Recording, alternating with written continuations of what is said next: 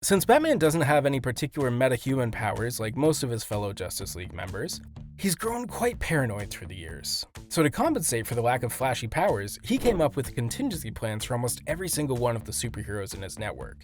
Granted, he does have amazing martial arts skills, cool gadgets, and an overflowing bank account. The source of his true power, to be honest.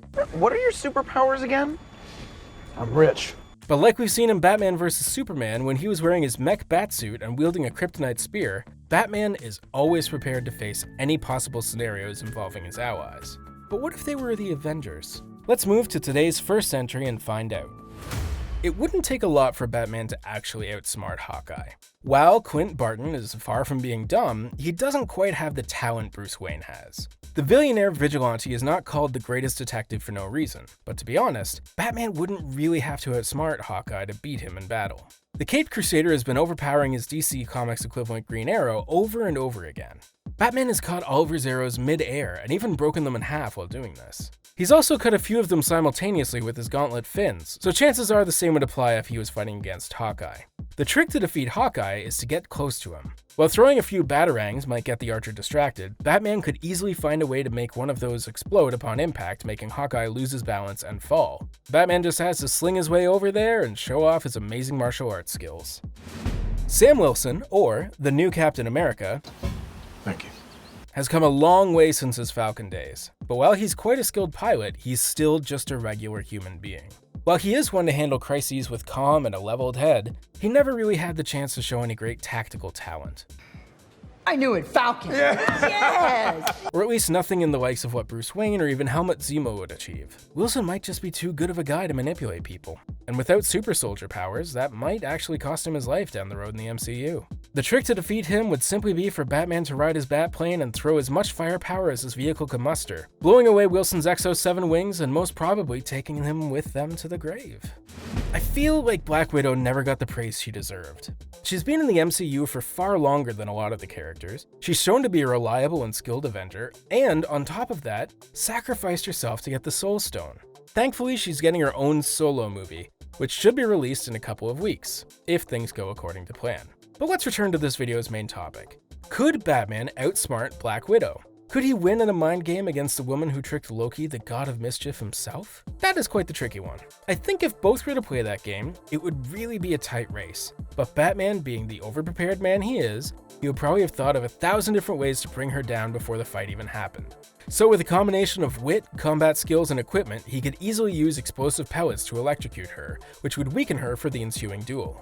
In terms of fighting skill, Scott Lang, who goes by Ant-Man in Avengers attire, kind of lacks in that department. You want to show me how to punch? Show me. So for Batman to defeat him in hand-to-hand combat, it would be a piece of bat cake. But the suit created by Hank Pym, which uses Pym particles to power itself, might be a little bit of a problem. So going headfirst into battle against Ant-Man would be a mistake. Cool. Whether he goes to titanic proportions or shrinks himself to miniature size. But you know what Batman would do? He would jump headfirst into a battle against Ant-Man, but not without having set up a trap first. Before getting out of the shadow to take on Ant-Man, Batman would have carefully swapped the Avengers' Pym particles for Scarecrow's fear toxin. And once he would try to use those powers, he would unconsciously activate the toxin and fall into a form of delirium where he would live his worst nightmare.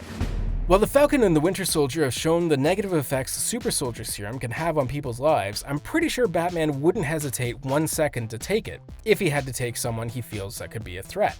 In order to get to Bucky's strength level, Batman could simply inject himself with the Man-Bat Serum. Created and originally used by Dr. Robert Langstrom, or the villain Man-Bat, the serum can amplify one's senses, such as hearing. But it also transforms its user into a half-bat, half-man creature with superhuman strength, agility, and the ability to fly. Batman actually once used the serum while wearing his Suit of Sorrows. This created the Dark Knight capable of turning himself invisible and generating electric shocks. The Winter Soldier wouldn't stand a chance against this terrifying version of Batman. If Spider-Man is good at one thing, it's evading attacks. His spider sense has saved him more than once from various fatal blows, as it warns him of incoming dangers. What would Batman do against the slinging Spidey? Could he use his line launcher to get him across buildings? Or maybe his Batclaw to catch him between web shootings? While these are all good ideas, they all sound pretty exhausting, even for Batman. What might just do the trick is once more one of his many suits. Here, the Batman Beyond suit. The iconic suit, which debuted in the TV series Batman Beyond, was originally created so that Bruce Wayne could keep fighting villains using a more suitable costume. The suit, which was eventually given to the new Batman, Terry McGinnis, gave Batman the ability to fly, boosted his strength stats, and was quite durable against attacks. Spidey may be able to swing his way across the city, but can he fly? Nope. I'm gonna go. Thanks so much, everyone, for coming. Okay, War Machine flies, and he also shoots laser beams. But you know who also shoots laser beams? Batman does. In the miniseries Kingdom Come, creators Mark Waid and Alex Ross present an older Batman who surrounds himself with an amazing team of Bat Knights who make sure the law is upheld throughout Gotham City. In order to stand a chance against villains, Batman designed himself a metallic suit capable of soaring through the sky and equipped with twin-mounted lasers. This, combined with a remote-controlled Batmobile and Batcopter capable of shooting missiles, gives him a fair chance in defeating James Rhodes up in the night sky. Valkyrie, born Brunhild, might be one of the strongest Asgardians, and a legendary warrior on top of that, but Batman has faced stronger foes in the past. If it wasn't for Martha, Bruce might have just stabbed Superman with that Kryptonite Spear towards the end of Batman vs. Superman: Dawn of Justice. And unless Valkyrie's mother is also called Martha, Batman might just stand a chance in defeating her. Of course, he would have to wear the same suit he wore against Superman, which is inspired by Frank Miller's The Dark Knight Returns, and perhaps set the stage like he did against Superman. There's also a rumor saying that since Asgard is no more, or at least the Asgard we were first introduced to in the 2011 Thor film, some Asgardians might have weakened, which would explain how Thanos' minions could kill a bunch of them so easily. Batman's strategy to defeat Steve Rogers can be quite similar to the one used to bring Bucky Barnes down. A dose of Man-Bat serum and a cool new suit might do the trick, but this isn't the only thing that will. While the old Captain America might have super soldier strength and heightened reflexes, he also has this amazing shiny shield made out of vibranium.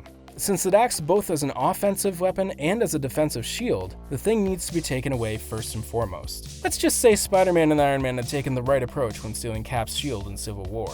Taking away Rogers' main source of defense, Batman has everything in his arsenal to take him down. Plus, his years of training at various martial arts clearly surpasses any military combat training Captain America might have gone through.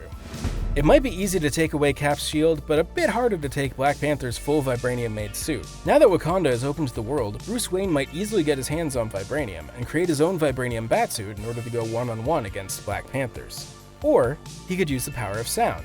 While the Wakandan suit is almost indestructible and absorbs impact to turn them into a source of power, it has one particular weakness that we've seen at the end of the Black Panther film. When T'Challa fights against Killmonger, it is shown that a specific frequency of vibrations caused by the incoming train may disrupt the suit's properties. This is how Black Panther succeeded in piercing Killmonger's suit Panther Habit, and if Batman can recreate the same frequency when fighting Black Panther, chances are he can weaken his suit and pierce through it as well.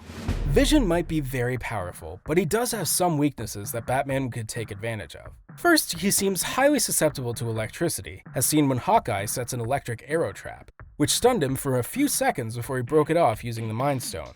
Here, Batman could once more use the Man-Bat serum and simply shock Vision to death. Another option would be to use mind control, since we've seen Scarlet Witch use it against him a few times across the MCU, but that's easier said than done. But the easiest for Bruce to get the job done would be at a distance. Since Vision is basically a machine, he could be hacked and either destroyed or taken over by Batman's command, who was seen hacking LexCorp, Apocalyptian, and Kryptonian tech without even breaking a sweat. He even went to the extent of hacking an alien computer in seconds, even if he doesn't understand the language. So Vision shouldn't be too much of a problem to hack for Gotham's protector. One thing that everyone knows is that Wolverine is really hard to kill. With great regenerative healing abilities, super strength, sharp adamantium claws, and a skeleton made from the same material, Wolverine can withstand a lot of damage, and can be back up in a second or two. So, for such an occasion, Batman would need an armor that would protect him, but also keep him going for a very long time until he found the perfect way to defeat Wolverine. This is where the Thrasher Suit comes in. The heavy-looking armor has been designed for long excursions and survival. It can protect Bruce from freezing temperatures and produce oxygen to make sure he survives for at least a few weeks. It can also emit electromagnetic pulses, shoot electrostatic needles, and also cryogenic batarangs.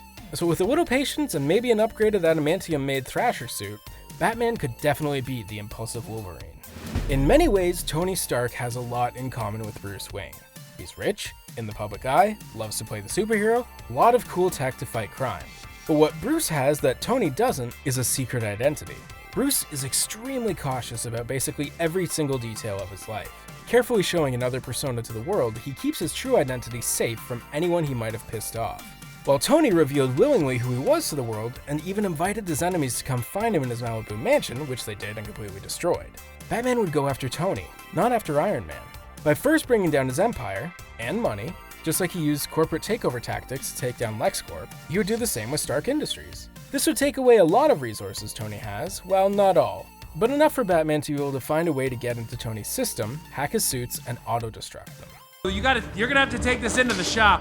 Who's speaking? It's your conscience. Magic is a tricky thing to beat, and we haven't seen the full extent of what it can do yet in the MCU. While Phase 4 aims to focus on magic wielders, giving a lot of responsibility to Doctor Strange, he might be one character really hard to defeat for Batman. The man is a genius and a sorcerer, so close combat tactics might not be useful against him. What Batman can do, however, is use the power rings like he did in the Elseworld series. Batman has been empowered by the Green Lantern ring, the Black Power ring, the Yellow Power ring, and even the White Power ring. Combine Batman's abilities, intellect, tech, and Green Lantern's powers like energy construct creation, flight, Superman strength, and interstellar travel, and he could just bring the magic wielder down to his knees. A fight between Batman and Rocket Raccoon would be a battle of who engineers the best tech. Wait a second, it's me! Yeah! For some reason, I imagine the two strangely getting along. They're both broody, easily annoyed, and kinda moody. With Rocket being a genetically enhanced animal who has enhanced intelligence, I'm not quite sure who would outsmart who in this situation. Sure, Batman would probably find a contingency plan in case Rocket goes insane and becomes evil, which, to be honest, wouldn't surprise me. But wouldn't it be great to see those two minds create a suit or some kind of weapon together? I can just picture a Bat Raccoon with an amazing Batsuit now. Thor might be one of the most powerful characters in the MCU right now, but he's far from being the most intelligent. You can't have everything. Okay. Are you crying? So if Batman wants to defeat the God of Thunder, he'll have to collect a few things and wear something very durable. First, he'll need to suit up in the Hellbat Armour, one of the most powerful Batsuits he owns in his collection. The suit was created by Superman and forged in the heart of the sun. It allows Batman to face the largest of threats like Doomsday, and gives him the ability to run like the Flash, fly like Superman, emit energy blasts Iron Man style, while giving him the super soldier combo of superhuman strength and durability. If Batman could wear that armor and get himself a Midgard serpent tooth and forge it as a weapon, then he could take the Asgardian down. Batman could also be worthy to wield Mjolnir. Captain America, Vision, and that coat hanger were, so why not Bruce Wayne? Okoye, who will be getting her own Disney Plus series, might not have all the powers of some of the MCU heroes I've mentioned in this video so far, but being the general of the Dora Milaje, she's one of the best fighters in the MCU. Unmatched in spear wielding, Okoye doesn't even need to look at her enemy to bring them down. While Batman could use some of his fancy suits to defeat her, that wouldn't be a fair game. So Bruce, being an avid learner, he could find a way to get her to teach him the way of the spear in order to add more knowledge to his already impressive fighting skills. And if the time comes he has to take her on, then he'll be ready. Let's face it, his spear wielding was not that impressive in Batman vs. Superman.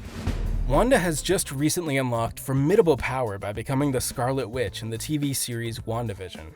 And with the Darkhold in her possession, she's only going to become stronger. But if what comes next stays true to the comics, the character has had many mental breakdown episodes. While her being unstable might mean she's more dangerous, it can also make her more vulnerable in some ways. That being said, how would Batman face her knowing she has mind control powers? The answer lies in the Justice Armour. The Justice Armour was created to protect its wearer from Brainiac's mind control abilities, so the Scarlet Witch's similar powers would be rendered useless against Batman. The suit can also protect Batman from amazingly strong punches from Superman and gives him the ability to fly with wings and a propulsion system equipped to it. As we all know, Captain Marvel's OP state has been sort of a problem in the MCU, resulting in her not appearing as much as she should, or else things would be way too easy for the Avengers. But things are about to change since Marvel Comics recently confirmed that one of Captain Marvel's biggest weaknesses resembles one of the Man of Steel's. In Captain Marvel number 28, it's revealed that magic wielders like the future supervillain Ova, son of Namor, has the power to defeat her using spells. Batman could use one of his OP costumes, but after seeing what Carol Danvers did to one of Thanos' ships in Endgame, he might just take a little vacation and seek to learn magic. The Bat family can take care of business in Gotham while he masters the dark arts. Since Bruce Banner can turn into the Hulk in less than a second, sneak attacks might just not do it. And contrary to Tony Stark, his power comes from within himself instead of relying on tech to defend himself. Besides the Hellbat armor, Batman has an enormous looking armor designed to fight all of the Justice League. The suit called Justice Buster, or Fenrir, is Batman's version of the Hulkbuster. But that doesn't seem like the best solution. Enters the final Batsuit. The mech-style suit is enormous, can fly, and alter people's minds using reality bending. So the trick would be to mind bend Hulk until he's completely lost, lift him up into space, and leave him there.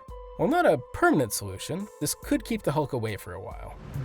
Moon Knight is set to appear pretty soon in the MCU, and since he's been compared to Batman a lot of times, I'd be curious to see how he would manage against all these Avengers, or even against Batman. Hopefully we'll get a clearer idea when the series drops.